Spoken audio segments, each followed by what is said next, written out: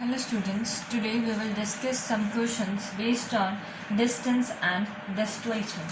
So our first question is the position of a body depends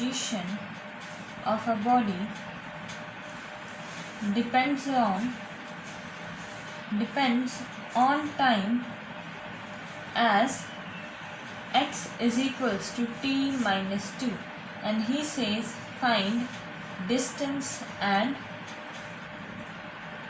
displacement at t is equals to 0 to 2 is equals to 4. ठीक है, question क्या दिया इसने कि कोई body है, उसका जो पोजीशन है वो डिपेंड करती है टाइम पर. कैसे डिपेंड करती है? लीनियर इक्वेशन में time x is equals to t minus 2. ठीक है, अब फाइंड करना हमने डिस्टेंस और डिस्प्लेसमेंट t इक्वल टू 0 से t इक्वल टू 4 तक. ठीक है, इसको हम ग्राफिकल वे से सॉल्व करते हैं. तो मान लो ये क्या गिवन है, x is equals to t minus 2. सबसे पहले t is equals to 0 put करते हैं, x की वैल्यू क्या आ जाएगी माइनस 2. अब सेकंड केस में x is equals to t minus 2, x की वैल्यू 4 पुट की, t की वैल्यू 4 पुट की, x आया 2. अब इसको ग्राफिकली अगर हम प्लॉट करें तो क्या आ रहा है हमारे पास, ये 0. सबसे पहले इसकी पोजीशन ये थी माइनस 2, उसके बाद उसकी पोजीशन ये हो गई प्लस 2. एक ये वाला डिस्टेंस 2 यूनिट्स आया, एक ये वाला आया 2 यूनिट्स. वो सीधे का सीधा जा रहा है, तो इसका मतलब डिस्टेंस और डिस्प्लेसमेंट दोनों क्या हो गया, equal. So therefore we can say that distance is equals to 2 units plus 2 units is equals to 4 units. और इसमें वो कहीं पर भी मुड़ा नहीं है, कहीं पर भी वापस नहीं आया, तो डिस्टेंस और डिस्प्लेसमेंट क्या होंगे, दोनों इक्वल होंगे. डिस्टेंस और डिस्प्लेसमेंट इस केस में इक्वल होंगे क्योंकि शॉर्टेस्ट डिस्टेंस वही है. 2 + 2 इज इक्वल्स टू 4. अब उसने नेक्स्ट क्वेश्चन दिया है कि कोई पार्टिकल है, मान लो कि चींटी है कोई, वो प्लेट क्या अराउंड घूम रही है. उसने यहाँ से ए पॉइंट से शुरू किया, फिर से वो यहीं पर ए पॉइंट पर आ रही है. अब इसके डिस्टेंस और डिस्प्लेसमेंट बताओ. डिस्टेंस और डिस्प्लेसमेंट की उसने कहा एक रेशो बताओ. यहीं से स्टार्ट किया इसने और यहीं पर वो फिर से आ गई. डिस्टेंस क्या होगा इसकी, पूरी सर्कमफ्रेंस. ये प्लेट की मान लो कि रेडियस आर है, ठीक है. सर्कमफ्रेंस हो गया, सर्कमफ्रेंस कितना होता है सर्कल का, 2πr. और इसका शॉर्टेस्ट डिस्टेंस कितना है, शॉर्टेस्ट डिस्टेंस अपनी ओरिजिनल पोजीशन से कितना है, 0. क्योंकि ए से स्टार्ट किया, वापस ए पर ही आ गया, तो डिस्प्लेसमेंट क्या होगी, 0. ठीक है, और इसकी रेशो कितनी आ जाएगी, displacement by distance is equals to 0/2πr that is 0. ठीक है, अब इसी के साथ एक नया क्वेश्चन उसने दे दिया कि अगर मान लो कि कोई पार्टिकल है वो ऐसे मूव किया प्लेट के अराउंड, जिसकी रेडियस r है. अब इसकी डिस्टेंस और डिस्प्लेसमेंट बताओ. यहाँ से शुरू किया ए पॉइंट से बी पॉइंट तक गया, इस मोशन में गया इस तरीके से. ठीक है, अब इसका डिस्टेंस क्या होगा, पूरी सर्कमफ्रेंस का आधा. सेमी सर्कल में है, ये क्या है, सेमी सर्कल है. ठीक है, इसका डिस्टेंस क्या होगा, टोटल सर्कमफ्रेंस का आधा. टोटल सर्कमफ्रेंस कितनी होती है, 2πr/2, आधा होगा उससे. डिस्टेंस कितना आ गया, πr. अब डिस्प्लेसमेंट कितनी है वो ध्यान से देखो. डिस्प्लेसमेंट है शॉर्टेस्ट डिस्टेंस, रेडियस है, ये सेंटर है सर्कल का O, तो यहाँ से क्या होगा, ये भी r होगा, ये भी r होगा, और ए बी में सबसे छोटा डिस्टेंस स्ट्रेट लाइन ही है. ये क्या, डिस्प्लेसमेंट कितनी आ गई, r + r is equals to 2r. ठीक है, इसकी रेशो कितनी आ गई, displacement by distance is equals to πr/2r, π/2. ठीक है, ये बात समझ में आई.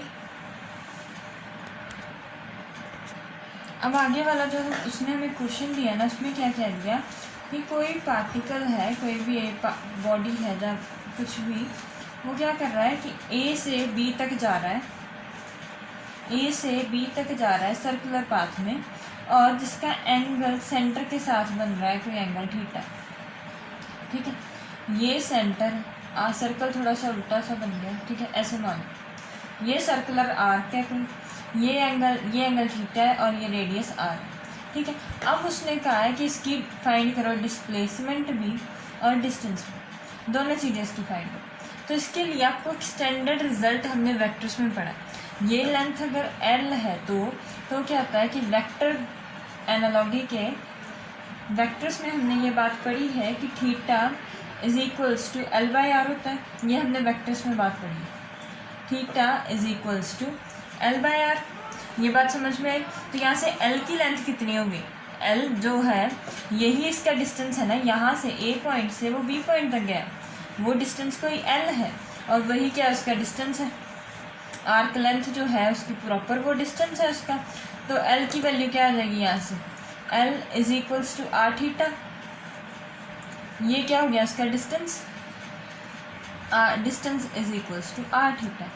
अब बारी आती है उसकी डिस्प्लेसमेंट की। डिस्प्लेसमेंट क्या होगी, यहाँ से एक स्ट्रेट लाइन जो होगी यहाँ पर जा रही होगी, ये स्ट्रेट लाइन क्या होगी उसकी डिस्प्लेसमेंट, ये इसको मान लो कोई डी है। अब इसको ध्यान से समझो कि अब क्या होगा, ये कुछ इसी ट्रायंगल को थोड़ा सा उल्टा कर लो, ये ए पॉइंट हो गया आपका, ये बी हो गया, ये सर्कुलर आर्क हो गई और ये वाला जो है ना डी है, इसको एक एक्स यहाँ पर मान लो, एक एक्स यहाँ पर मान लो, ठीक है। ये सेंटर से कट होगा तो ये पूरा एंगल थीटा था, इसको मान लो थीटा बाई 2 और इसको भी मान लो थीटा बाई 2। ये आर हो गया और ये भी आर है, ठीक है। अब डिस्प्लेसमेंट कितनी है, जितना इसका डिस्टेंस है ए और बी का जितना डिस्टेंस है वो उसकी डिस्प्लेसमेंट है। सो डिस्प्लेसमेंट कितनी है, यहाँ से एक एक्स प्लस दूसरा x is equals to 2x displacement है उसकी। अब इस ट्राइंगल की अगर हम बात करें तो यहाँ पर क्या आ रहा है, अगर वेक्टर अगर आप लगाओगे ट्रिग्नोमेट्री लगाओगे तो क्या होगा, साइन थीटा बाई 2 क्या होता है, परपेंडिकुलर बाय बेस, वो क्या आ जाएगा एक्स बाई आर। तो एक्स की वैल्यू यहाँ से कितनी आ जाएगी, आर साइन थीटा बाई 2, ठीक है। अब यहाँ से x की वैल्यू ये फिल कर दोगे तो ये इसकी वैल्यू कितनी आएगी, 2r साइन थीटा बाई 2, ये इसकी वैल्यू होगी डिस्प्लेसमेंट की। ये बात आपको समझ में आ रही है कि किसी भी कोई भी अगर सर्कुलर का पार्ट है ना, अगर कोई भी बॉडी सर्कुलर मोशन में मूव करेगी, सर्कुलर पाथ फॉलो करेगी तो उसकी डिस्प्लेसमेंट किसी भी एंगल पर होगी थीटा बाई 2। अब ये थीटा है जो उसकी जैसी भी वैल्यूज फिल करते जाओ। सबसे पहले हमने उससे क्या किया था, सेमी सर्कल में फिल कर दिया था, सेमी सर्कल में था ना वो, तो थीटा कितना होता है सेमी सर्कल में 180, तो उसकी 180 में वैल्यू रख दो, 180 पाई होता है, पाई बाई 2 आ गया, पाई बाई 2 कितना होता है 90, तो साइन पाई बाई 2 कितना होता है, साइन 90 कितना होता है 1, तो ये आ गया 2r इंटू 1। यही आया था हमारे पास पहला रिजल्ट की सेमी सर्कल में जो डिस्प्लेसमेंट है वो 2r है। अगर हम वहीं से अगर हम कर लेते कि वो क्वार्टर जा रहा है, इतना पाथ मूव किया इसने, इतना, अगर हम ये मान लेते कि ये पार्टिकल ए से बी तक गया है और 90 डिग्री के एंगल पर क्वार्टर सर्कल किया है उसने कवर, तो ये आ रहा है, ये आ रहा है, तो ये कितना हो जाता है √2r पाइथागोरस थ्योरम से।